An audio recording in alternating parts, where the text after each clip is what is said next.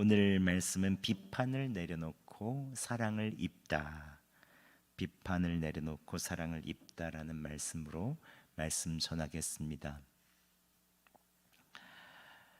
얼마 전 월요일 이마트에서 장을 보고 이마트 뒷길 한영고 쪽으로 앞쪽 길로 해서 이제 여서동 쪽으로 좌회전을 해야 되는 거기 편도 1차선 이제 좌회전 이렇게 돌아가는 데가 있거든요. 받으려고 기다리는데 좌회전 신호가 떨어졌어도 앞차가 한참을 기다려도 가질 않는 거예요. 뭐 돌아갈 수도 없어요. 거기는 딱 한 차선밖에 없어서. 그래서 제 아내가 옆에 있었고 제가 운전하고 있었기 때문에 저거 핸드폰 하는 거 아니야? 제 아내가 또 한마디 합니다. 다 사정이 있겠지. 뒷차가 빵빵거리고 난리가 났습니다. 제가 또 한마디 했습니다. 아니 내가 멈춰 있는 것도 아닌데 왜 나한테 빵빵거려? 제 아내가 더 화가 나는 말을 한마디 합니다. 목사님,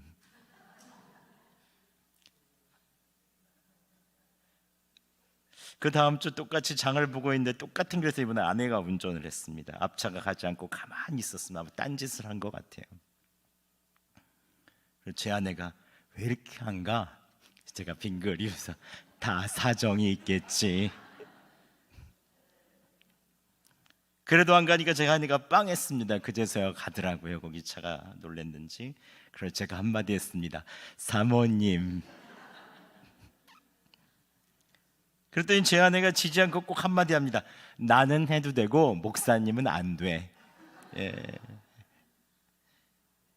그래서 제가 왜 목사님만 안 되는데 사모님은 왜 되는데? 그래서 이제 서로 투닥투닥 막 한 거죠. 또 뭐. 예. 또 청년부 때부터 친구여가지고 저희가 서로 이제 막 조금만 막 하거든요. 비판을 들으면 누구든지 감정이 좀 메말라집니다. 예. 그리고 항변하고 싶죠. 아닌데. 예. 교회에서도 그런 경우가 있습니다. 나보다 열심히 봉사하는 분은 왜 이렇게 저분은 저렇게 나서나? 나보다 덜 봉사하는 분은 왜 저분은 저렇게 가만히만 있나? 내가 기준일 때가 많죠. 내가 기준. 예. 근데 누구든 나를 비판하는 소리를 들으면 기분이 안 좋습니다. 앞에서 말하는 앞담화도 기분이 안 좋고 뒷담화도 기분이 안 좋아요. 다 기분이 안 좋습니다. 비판하는 소리는 다 기분이 안 좋아요. 우리는 태어날 때부터 나를 기준으로 세상을 보는 눈을 달고 태어나죠. 그래서 오늘 예수님께서 뭐라고 말씀하십니까? 함께 7장 1절 말씀 봉독하겠습니다. 시작. 비판을 받지 아니하려거든 비판하지 말라. 근데 여러분, 우리가 정말 비판하지 않을 수 있습니까? 오늘 말씀이 산상본 이제 마지막 부분이에요. 7장의 마지막 부분으로 갑니다. 예수님께서는 지금까지 제자들에게 팔복, 빛과 소금, 율법의 완성, 기도, 염려에 대해서 말씀하셨습니다. 이제는 제자들과의 관계에 대해서 말씀하시는 거예요. 이제 서로를 어떻게 바라봐야 하는가? 근데 예수님께서 가장 먼저 제자들과의 관계, 예수님을 따르고자 하는 사람에게 말씀하시는 제일 먼저 하시는 말씀이 뭔지 아십니까? 비판하지 말라는 것입니다. 왜 가장 먼저 비판하지 말라고 하셨을까요? 사실 따져보면 비판이 꼭 나쁜 것만은 아닙니다. 비판은 때로 사람이나 교회가 더 나아지게 만들어줄 수 있죠. 부모가 자녀의 틀린 부분을 고쳐주기 위해서 지적하고 비판해 주는 것, 선생님이 학생의 잘못된 부분을 고쳐주기 위해서 지적하고 비판해 주는 것, 내가 저 사람을 위해서는 꼭 이거 한마디는 꼭 해줘야겠다. 그 마음이 꼭 나쁜 건 아니잖아요. 근데 문제는 좋은 마음이고 잘 되라고 한다고 하지만 생각해보면 다 내 기준, 내 방식, 내 뜻대로 되기를 원하는 마음인 것을 우리가 알게 됩니다. 그래서 상대방에게 나의 기준을 강요하기 때문에 누군가 이야기를 하면 다 이게 그렇죠. 한 사람은 승, 한 사람은 패를 하게 돼 있어요. 내가 이것을 강요했을 때 이 사람은 따르게 되면 이 사람은 패거든요. 근데 이 사람이 막 얘기했을 때 이 사람이 안 따르면 이 사람이 힘들거든요. 다 승패 구조인 거예요, 이게. 거기서 마음이 힘들어지는 것이면 누군가는 지고 들어간다는 생각이 있는 것이거든요. 무의식적으로. 오늘 복음서에 보면 예수님의 제자들도 알게 모르게 끊임없이 비판하고 있었음을 알게 됩니다. 마가복음 9장에 보면 제자들이 서로 누가 크냐 다투었습니다. 누가 크냐? 마태복음 20장에 야고보와 요한은 어머니까지 동원해서 예수님 좌우에 앉혀달라고, 더 좋은 자리 달라고 얘기했더니 나머지 10제자가 분노하고 비판합니다. 어떻게 저럴 수가 있는가?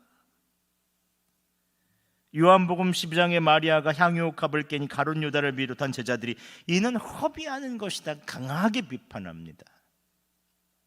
다 자기의 관점이죠. 또 베드로는 나는 모든 사람은 예수님 배반해도 나는 절대로 배반하지 않습니다. 다른 제자들을 은근히 비판하는 거죠. 너의 충성, 너의 사랑, 너의 모든 것은 나보다 부족해 라는 뜻이죠.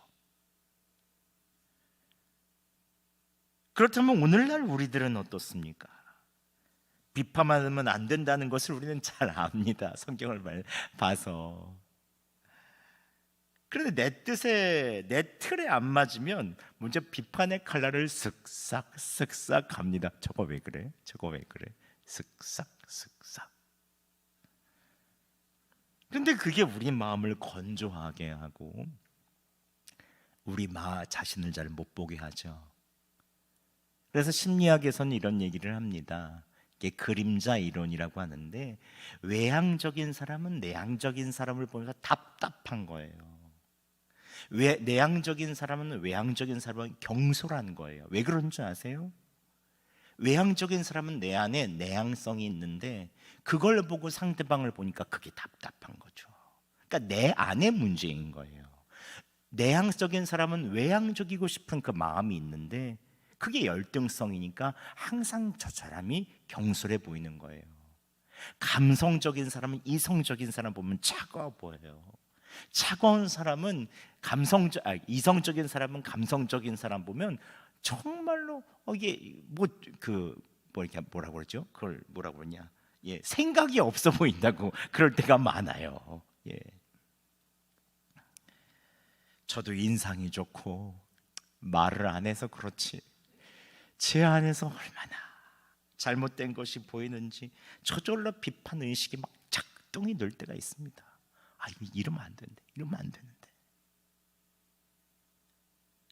우리가 남을 비판하는 것은 나쁜 사람이어서가 아닙니다. 그냥 본능 자체가 내 자의 옛습관이 살아있기 때문에 그래요.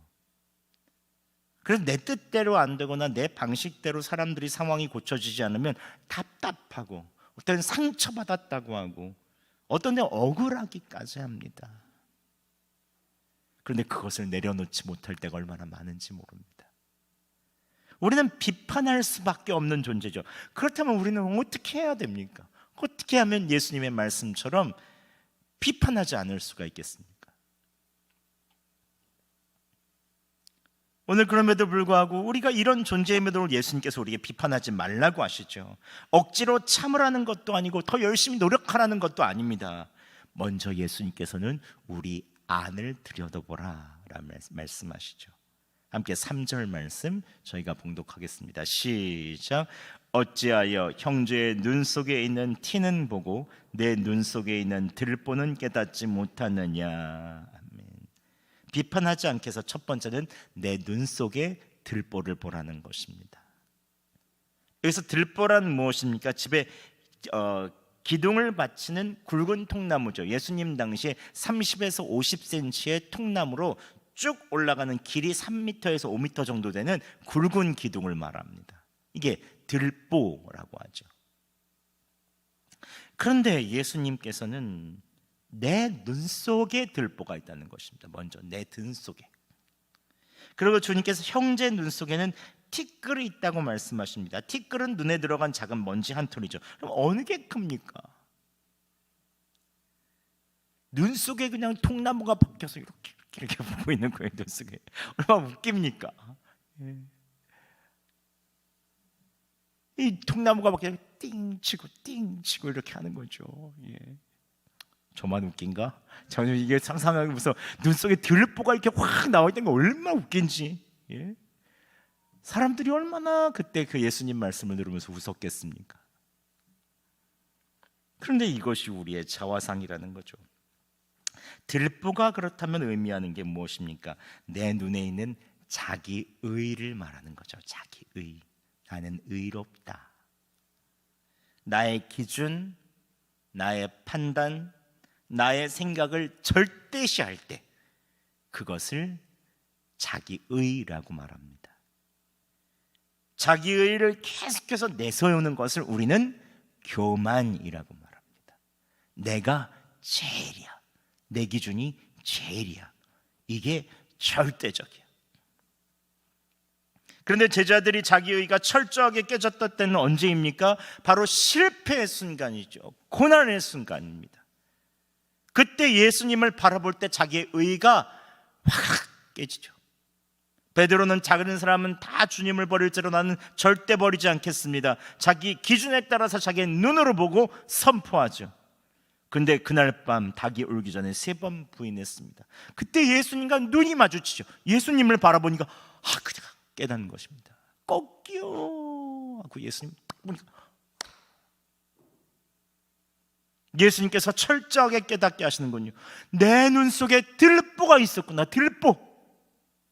내가 다른 제자들을 비판할 자격이 없구나.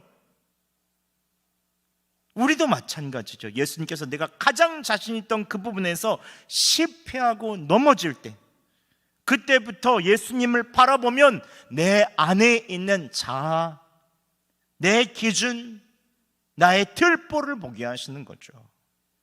내가 자신 있었던 자녀, 내가 자신 있었던 건강, 내가 자신 있었던 직장, 내가 자신 있었던 이것 가지고 결국 이것 때문에 넘어지고, 이것 때문에 실망하고, 이것 때문에 시험 들면 그때 예수님께서 깨닫게 해주시는 것입니다. 내 눈에 들보가 있구나. 들보. 내가 내 판단대로 하구나. 내 기준대로 하는구나. 근데 그때부터가 예수님의 사랑이 우리 안에 작동되기 시작하는 때죠. 그 전까지는 예수님의 사랑이 잘 안 보입니다. 그러니 여러분 매일 예수님 바라보시기 바랍니다. 그때 우리의 들보가 보이기 시작하죠. 그리고 두 번째는 비판하지 않기 위해서 내가 외식하는 자라는 것을 인정해야 합니다. 5절 상반절 말씀 봉독하겠습니다. 시작. 외식하는 자여 먼저 내 눈 속에서 들보를 빼어라. 아멘. 이게 바리새인들에게 얘기하시는 게 아니에요. 오늘 제자들이 산 위에서 올라왔을 때 제자들에게 하시는 말씀이에요. 들보를 우리가 예수님 바라보며 깨달았으면 이제는 빼야 되는 것이죠.